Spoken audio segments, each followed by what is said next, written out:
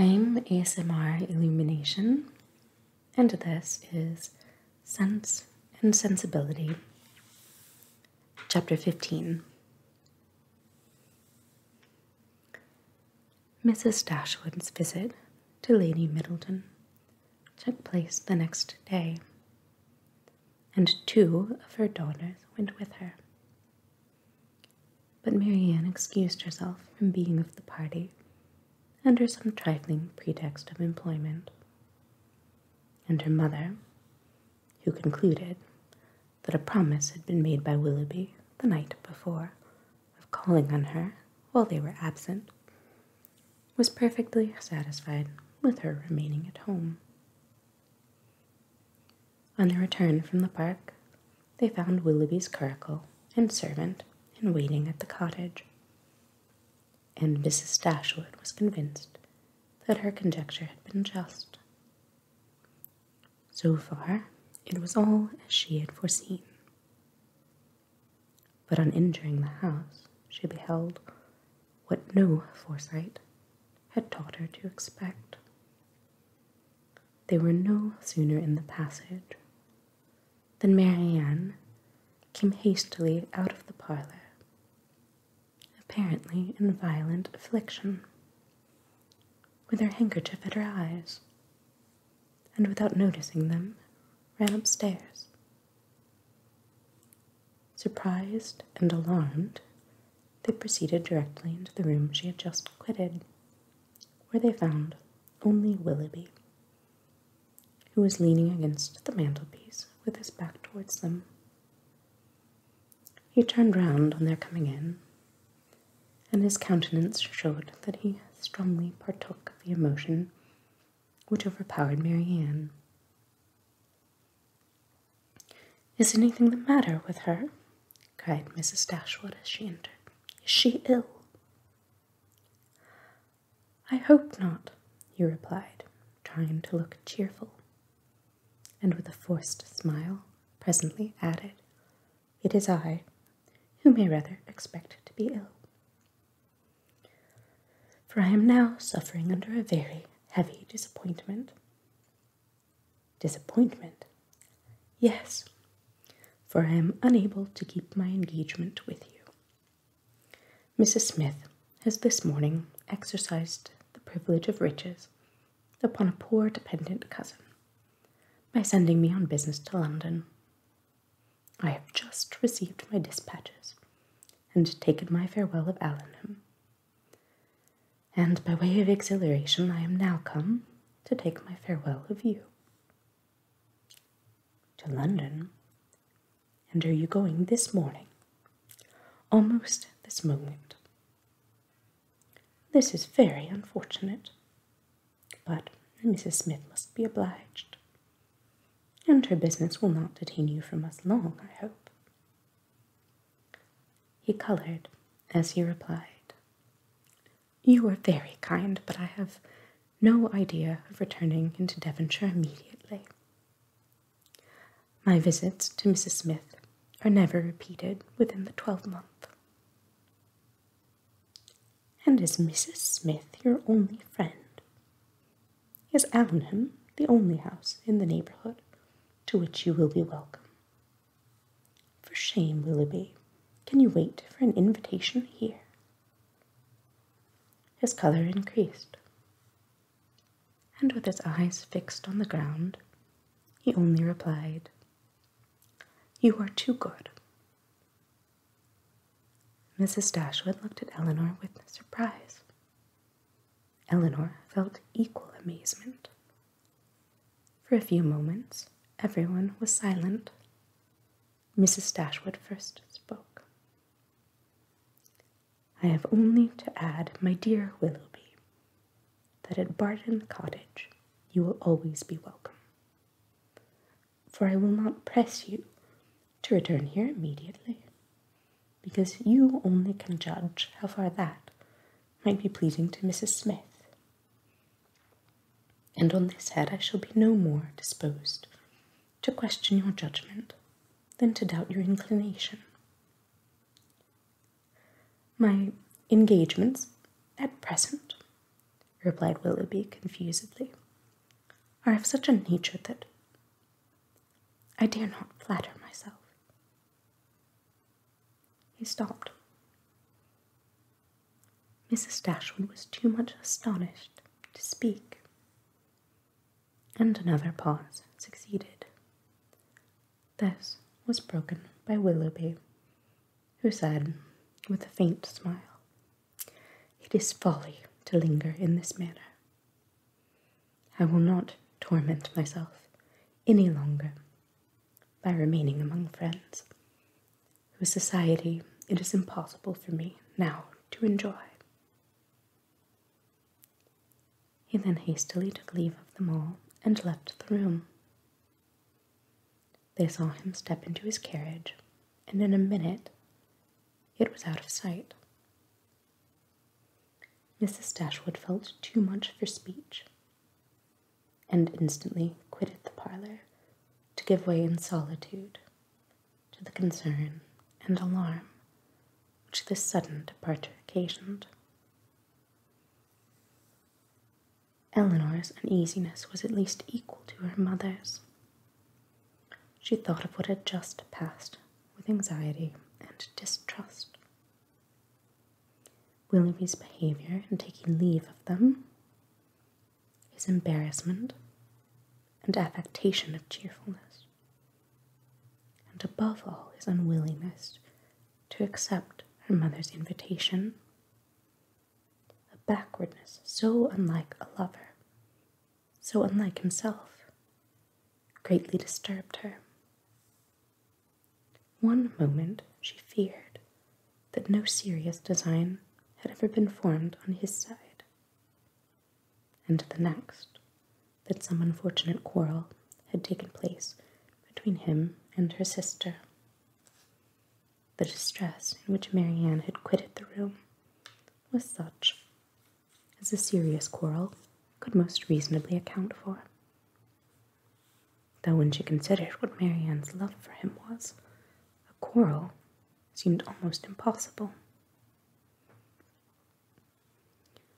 But whatever might be the particulars of their separation, her sister's affliction was indubitable, and she thought with the tenderest compassion of that violent sorrow which Marianne was in all probability not merely giving way to as a relief, but feeding and encouraging as a duty. In about half an hour her mother returned, and though her eyes were red, her countenance was not uncheerful. "Our dear Willoughby is now some miles from Barton, Eleanor," said she, as she sat down to work, "and with how heavy a heart does he travel?" "It is all very strange, so suddenly to be gone. It seems but the work of a moment. And last night he was with us so happy, so cheerful, so affectionate. And now after only 10 minutes' notice, gone too, without intending to return. Something more than what he owned to us must have happened. He did not speak, he did not behave like himself. You must have seen the difference as well as I. What can it be? Can they have quarrelled?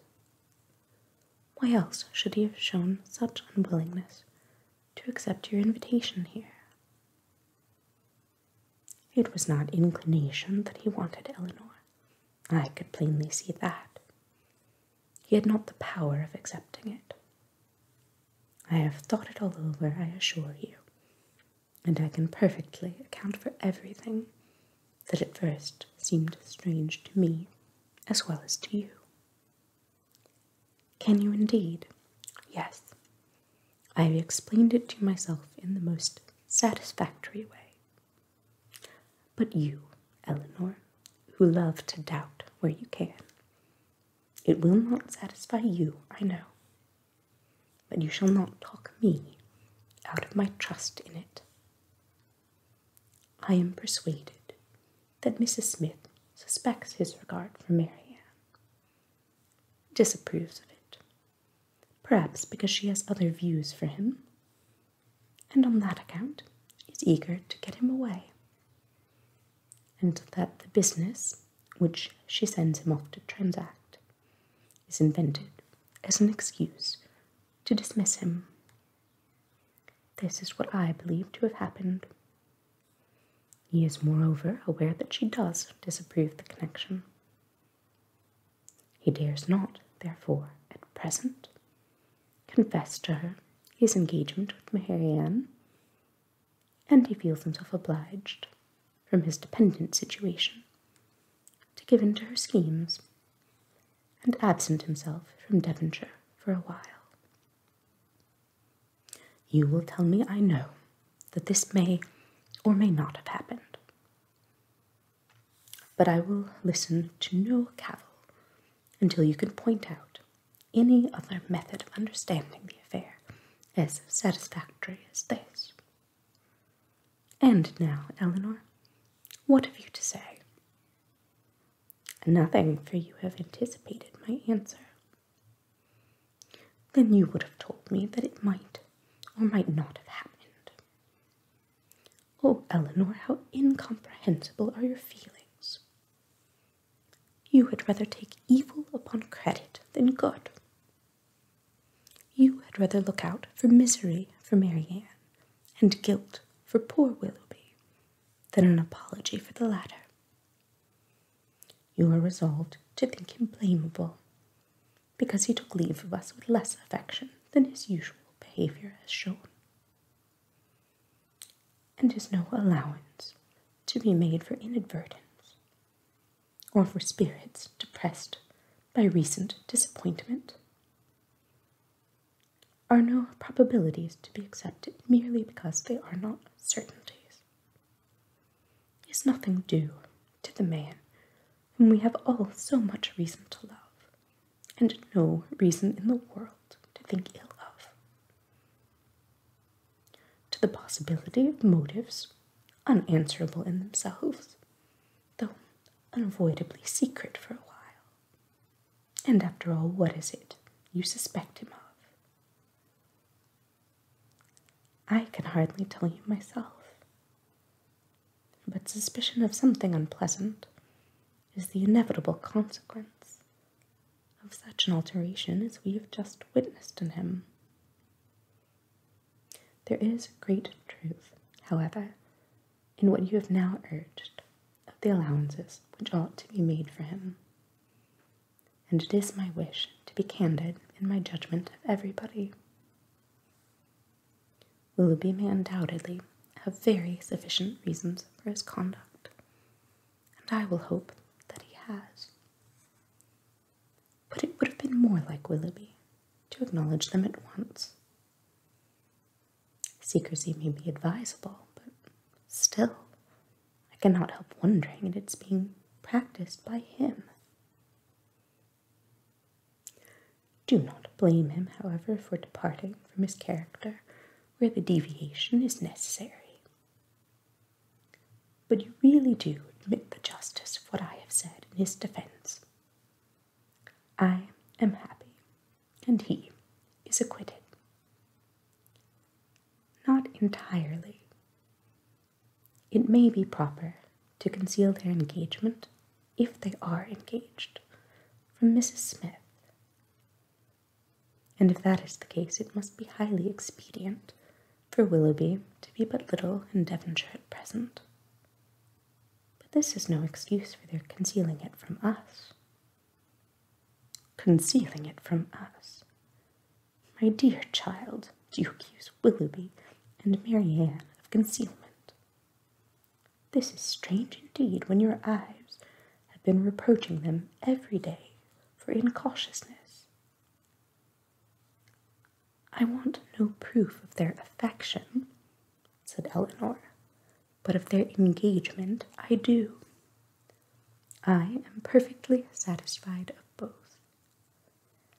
Yet not a syllable has been said to you on the subject by either of them. I have not wanted syllables where actions have spoken so plainly. has not his behaviour to Marianne and to all of us, for at least the last fortnight, declared that he loved and considered her as his future wife, and that he felt for us the attachment of the nearest relation? Have we not perfectly understood each other? Has not my consent been daily asked by his looks, his manner, his attentive and affectionate respect? My Eleanor, is it possible to doubt their engagement? How could such a thought occur to you? How is it to be supposed that Willoughby, persuaded as he must be of your sister's love, should leave her, and leave her perhaps for months, without telling her of his affection, that they should part without a mutual exchange of confidence? I confess, replied Eleanor, that every circumstance except one is in favour of their engagement, but that one is the total silence of both on the subject, and with me it almost outweighs every other. How strange this is! You must think wretchedly indeed of Willoughby, if after all that has openly passed between them, you can doubt the nature of the terms on which they are together. Has he been acting a part in his behaviour to your sister all this time? Do you suppose him really indifferent to her? No, I cannot think that. He must and does love her, I am sure,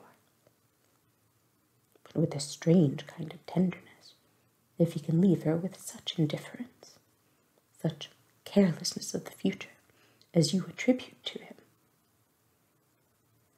You must remember, my dear mother, that I have never considered this matter as certain. I have had my doubts, I confess, but they are fainter than they were, and they may soon be entirely done away. If we find they correspond, every fear of mine will be removed. A mighty concession indeed. If you were to see them at the altar, you would suppose they were going to be married. Ungracious girl. But I require no such proof. Nothing, in my opinion, has ever passed to justify doubt. No secrecy has been attempted. All has been uniformly open and unreserved. You cannot doubt your sister's wishes. It must be Willoughby, therefore, who you suspect. But why? Is he not a man of honour and feeling? Has there been any inconsistency on his side to create alarm? Can he be deceitful? I hope not. I believe not, cried Eleanor. I love Willoughby, sincerely love him, and suspicion of his integrity cannot be more painful to yourself than to me. It has been involuntary, and I will not encourage it. I was startled, I confess, by the alteration in his manners this morning. He did not speak like himself, and did not return your kindness with any cordiality. But all this may be explained by such a situation of his affairs as you have supposed. He had just parted from my sister, had seen her leave him in the greatest affliction, and if he felt obliged, from a fear of offending Mrs. Smith, to resist the temptation of returning here soon, and yet aware that by declining your invitation, by saying that he was going away for some time, he should seem to act an ungenerous, a suspicious part by our family, he might well be embarrassed and disturbed. In such a case, a plain and open avowal of his difficulties would have been more to his honour, I think, as well as more consistent with his general character.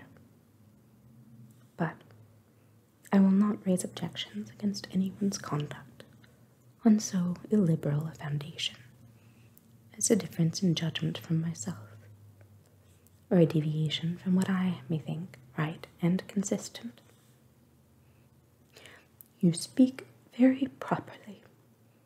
Willoughby certainly does not deserve to be suspected, though we have not known him long. He is no stranger in this part of the world, and who has ever spoken to his disadvantage? Had he been in a situation to act independently and marry immediately, it might have been odd that he should leave us without acknowledging everything to me at once. But this is not the case. It is an engagement in some respects not prosperously begun, for their marriage must be at a very uncertain distance, and even secrecy, as far as it can be observed, may now be very advisable. They were interrupted by the entrance of Margaret, and Eleanor was then at liberty to think over the representations of her mother, to acknowledge the probability of many, and hope for the justice of all. They saw nothing of Marianne till dinner time, when she entered the room and took her place at the table without saying a word. Her eyes were red and swollen, and it seemed as if her tears were even then restrained with difficulty. She avoided the looks of them all, could neither eat nor speak, and after some time, on her mother's silently pressing her hand with tender compassion, her small degree of fortitude was quite overcome. She burst into tears and left the room. This violent oppression of spirits continued the whole evening.